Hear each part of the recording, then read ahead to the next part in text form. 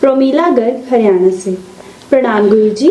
जैसे सुनते हैं आत्मा विभिन्न योनियों में जन्म लेती हुई आखिर में मनुष्य जन्म लेती है, लेकिन कुछ लोग कहते हैं आत्मा बीज होती है, जिस योनि का बीज होता है उसी में सदैव जन्म लेती है। खुश रहिए प्रिय प्रोमिला जी, ये दोनों ही तथ्य सत्य हैं। मनुष्य योनि के महत्व का इसलिए प्रतिपादन किया गया कि मनुष्य योनि में कर्म की स्वतंत्रता है, पशु योनि में कर्म की स्वतंत्रता नहीं है। बहुत सारी योनियों में आपके विवेक बुद्धि चातुर्य बहुत पीछे छूट जाता है, आपके पास सोच समझ की इच्छा नहीं होती। बहुत सारे प्राणी सिर्फ 2 से 3 चक्रों पर ही खत्म होते हैं। मैथुन करते हैं, सेक्स करते हैं, भोजन करते हैं, नींद लेते हैं, हिंसा करते हैं, सो जाते हैं और मर जाते हैं, जन्म लेते हैं और मर जाते हैं। सिर्फ 3 चक्र उनके काम करते हैं। मनुष्य 7 चक्रों के लिए काम करता है। मूलाधार के बाद आपका सहस्त्रार तक की जो यात्रा है 7 चक्रों की यात्रा है। तो मनुष्य योनि में आने के बाद आप 4 चक्रों में और अधिक उत्तीर्ण होते हैं। 3 चक्रों के से उठ करके आप 4 चक्रों की तरफ और चलते हैं। तो जैसे 7 चक्रों तक जाते, जैसे आप स्वादिष्ठान तक जाएंगे, जैसे हृदय चक्र तक जाएंगे, कंठ चक्र तक जाएंगे, आज्ञा चक्र तक जाएंगे और सहस्त्रार तक जाएंगे, आप मनुष्य होने की तरफ चालू हो जाते हैं। उससे पहले अगर आप सिर्फ खा पी रहे हैं, सो रहे हैं, सेक्स कर रहे हैं, तो आप पशुओं से अतिरिक्त नहीं है, उसी योनि में है लगभग।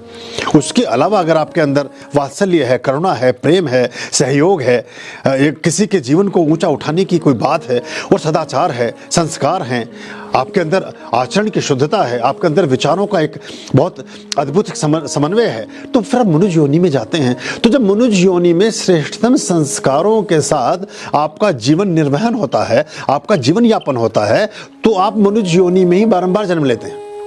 हाँ, यहाँ जो कर्म का सिद्धांत है वो आपका बड़ा गहरा काम करता है। आप अगर मनुष्य योनि में निकृष्ट कृत्यों में लिप्त होते हैं तो आप अवनति को उपलब्ध होते हैं। डराते हैं लोग कि आप गधा बन जाएंगे, आप गधा नहीं बनते, आप पल्लेदार बनेंगे अगले जन्म में। डराते हैं लोग कि आप जो हैं कुत्ता बन जाएंगे, आप कुत्ता नहीं बनेंगे, अब अगले जन्म में चौकीदार बनेंगे। आप उसकी प्रकृति का, उस प्रवृत्ति का काम करेंगे।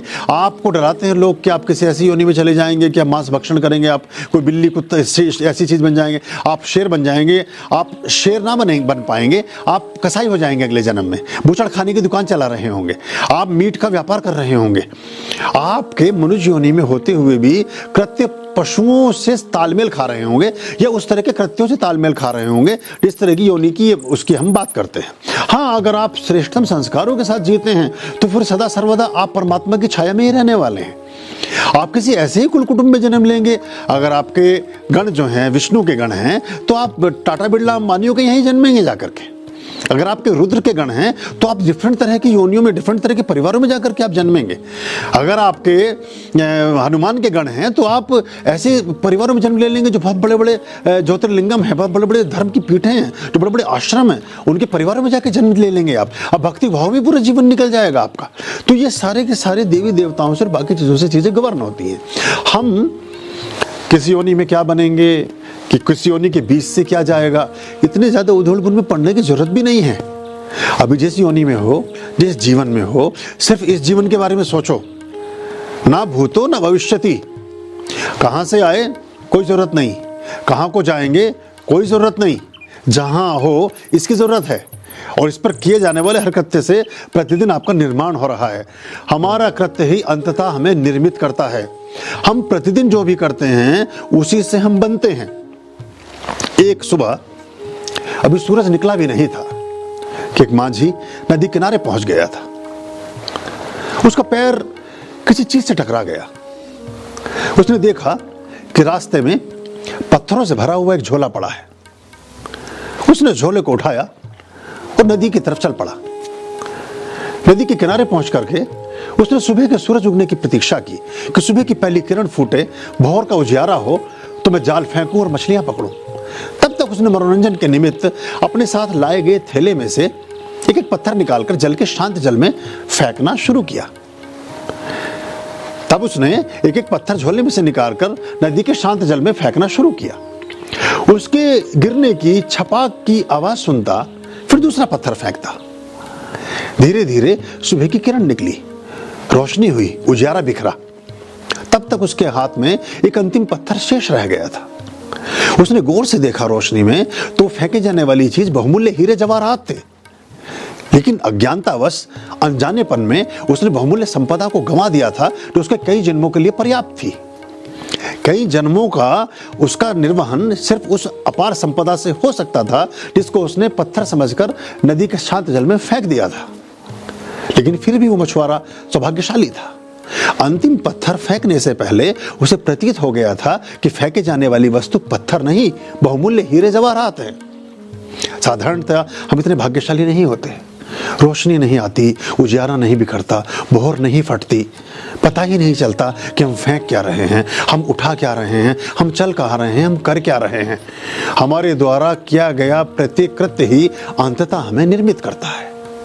जिस बोध, जिस भाव, जिस भंगिमा, जिस विचार, जिस परिवेश, जिस शैली, जिस तरह के वातावरण में आपके जीवन की शैली निष्पादित होती है, उसी से आपका भूत, भविष्य, वर्तमान और प्रारब्ध और अगले लोक लोकांतर के जन्म जन्मांतर समस्त सिद्ध होते हैं।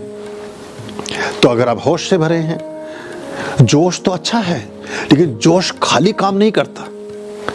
होश की परत अगर उसके ऊपर है, अगर आपके जोश के ऊपर होश की परत है तो सोने पे सुहागा है।